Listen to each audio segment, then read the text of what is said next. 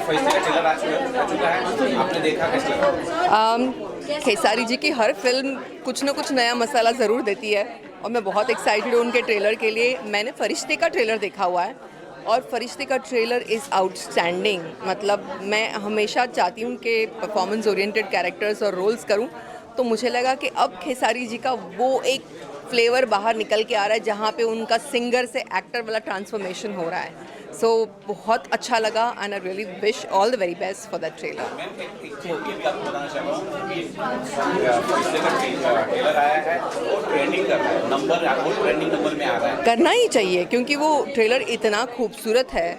उसमें जिस तरीके से एक ऊपर नीचे की जो एक टाइमिंग उन्होंने मैनेज की है, तो मुझे लगा कि ये क्या देख रही हूँ मैं बहुत शॉक्ड हूँ एक्चुअली वो ट्रेलर देख के। बहुत ही डिफरेंट, बहुत ही out of the box and बहुत ही प्रॉमिसिंग। ऑडियंस बहुत मज़ा लेगी। मतलब बहुत टाइम बाद कुछ अच्छी मूवी फील हो रही है कि आई है और लोग उसे खूब एंजॉय करेंगे और खूब चलेगी। कई मूवीज़ आप देखते हैं तो फील आता है, रिक्शा वाला जैसे मूवी एक फील दिया था पहले कि उतना चलेगी, मुझे वो फील कहीं ना कहीं इस मूवी में भी दिखता है। मैम, आपने बहुत हिट फिल्में दी है, जी। क्या कौन से प्रोजेक्ट हैं आपके आ रहे दर्शक चाहते हैं? अभी तो फ़िलहाल मैं स्टार प्लस का शो कर रही हूँ रज्जो, सो मेरी व्यस्तता उसी में रही है। लेकिन बहुत जल्द जो प्रोजेक्ट्स आ रहे हैं वो भी करने का मौका मिलेगा मुझे।